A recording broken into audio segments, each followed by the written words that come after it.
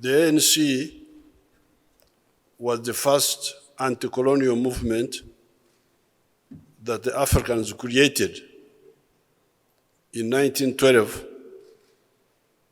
after the continent had been taken over by the imperialists by 1900, except for Ethiopia. Now the ANC started in the tradition of Pan-Africanism. I don't know how much it was involved with the African Americans who were friendly, like W.B. Du Bois and others. I think they were also, if I remember well. Now, later on, the ANC was joined by other movements in Africa, like the one of Ghana, of Nkrumah, like the one of Mwalimu Nyerere, TANU, and we who came later. We are all in the tradition of Pan-Africanism. Now, I'm glad. I normally call newspapermen in Uganda, I call them rumor mongers. I don't know whether you are fact mongers or rumor mongers here, but nevertheless, I will tell you what I think. The Pan-Africanism is a scientific concept. It's not an emotional one. It's not that we are all black, we are all what, we live on. No, it has got reasons. Reason number one, do you want to be prosperous or not? This, you need to answer it. If you say, our people want to be prosperous, you say yes. If not, you say no. Let them remain poor. But if you say, yes, I want the African people to be prosperous, then the next question is, how will they be prosperous? Because to be prosperous, you must have a good life, a good house, some income, good food, health.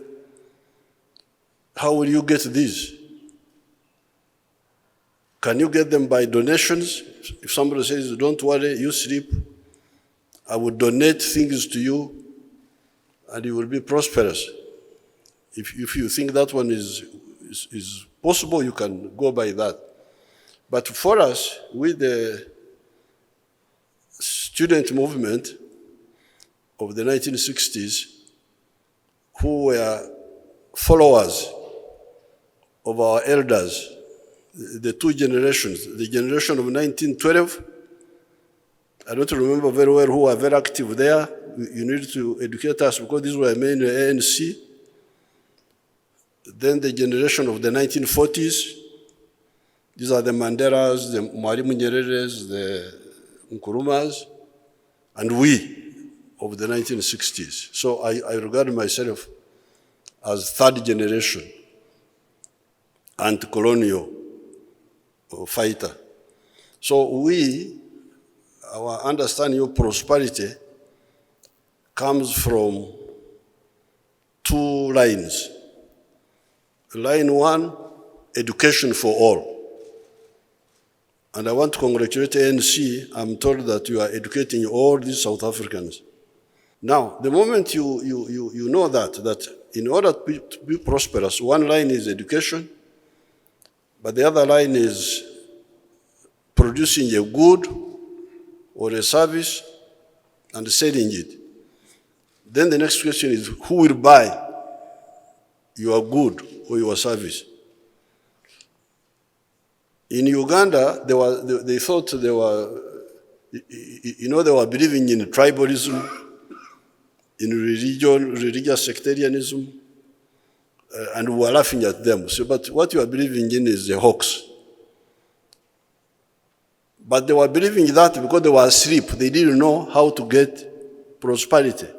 Now, when they woke up a bit and they started producing goods and services, they found that they needed the Uganda market, 44 million people.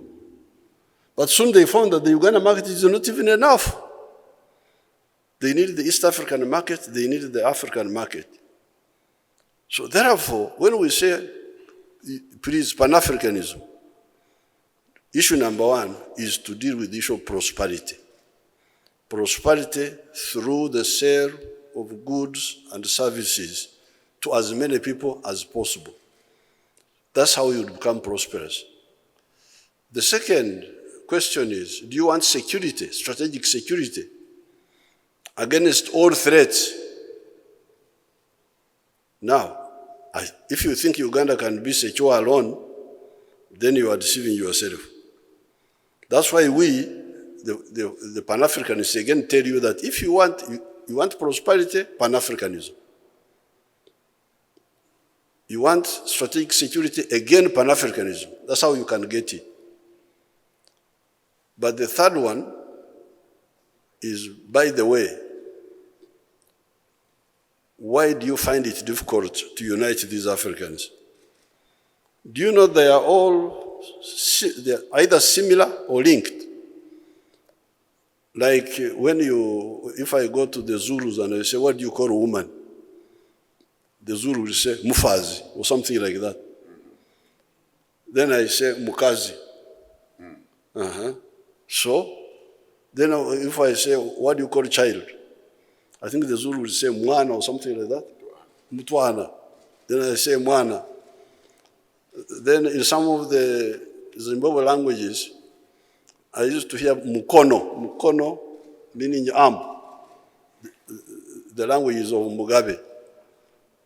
So this was exactly. So the third question is, why do you find difficulty, you people who are similar or linked, getting together to deal with your prosperity and your strategic security? Today, I now understand why you wear a hat. I wish I also got into the habit of wearing a hat, because you seem to have brought the Ugandan sun right at the equator with you to South Africa, because it's burning hot. But we're still very happy and delighted with your presence here. The purpose of President Museveni's visit to us here was to review our bilateral relations and to see the extent to which those relations can be strengthened. We have noted significant progress in the implementation of agreements that we have had in the past, and as testament to our growing relations, we have just witnessed the signing of further agreements and memoranda of understanding.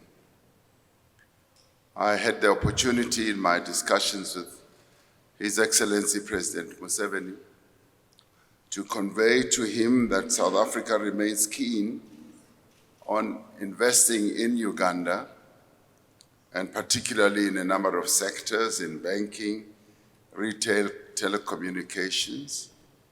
We hope that Ugandan businesses will also find their way in investing in South Africa for the mutual benefit of our two countries. As we speak now, the business leaders from both South Africa and Uganda are involved in a business forum, which both of us will visit later and address as well. And we expressed our strong views that we should always find ways to resolve the issues that impede economic growth and development between our two countries. And we've agreed that our two trade ministers will need to be engaged to put in place a mechanism that will ensure matters such as the protection of investment, in our respective countries. Our discussions have been expansive. They've covered quite a number of areas, particularly the Africa Continental Free Trade Area Agreement that needs to be implemented. It also covered the whole process of peacemaking on our continent and to ensure that we do indeed get as many countries that are currently afflicted by war and strife to return to peaceful coexistence of their own countries. The Eastern DRC was covered, as was Ethiopia, and the efforts that we all have made to bring about the cessation of hostilities. And we have also looked at the peace process in other parts of our continent and continue to pledge our solidarity with other parts of our continent like Western Sahara that are still struggling to get to a peaceful situation.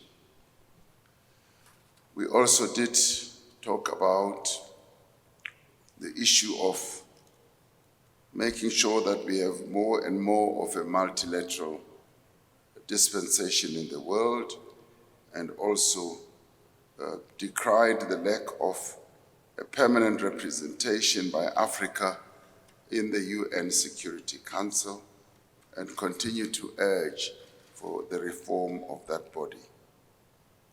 We congratulated President Museveni on Uganda's nomination as the incoming chair of the non-aligned movement. We believe that Uganda's chairing of the non-aligned movement will advance the interests of developing economies. In conclusion, the state visit that has been undertaken by President Museveni to our country has reinforced the firm political and economic relations between our two nations. By deepening these relations, we as South Africans have also taken time to thank the sacrifices that were made by Uganda in helping us achieve our own freedom. Uganda is one of those countries that was firmly in support of our struggle, and they made sacrifices by giving us resources, by giving us maximum support. And when we attained our freedom, it was as though Uganda itself had attained its own freedom. So we will continue to thank you, President Museveni, and the people of Uganda for the support that you've offered us.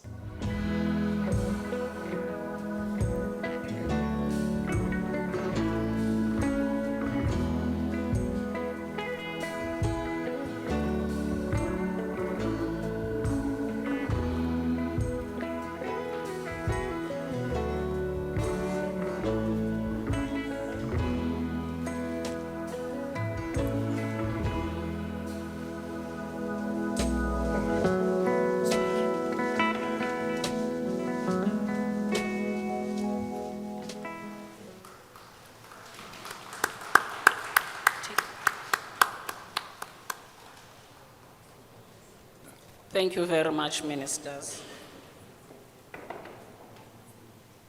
I have the honor to request Minister Mbalula and Minister Byamukama to sign the memorandum of understanding on transport-related matters. Ministers.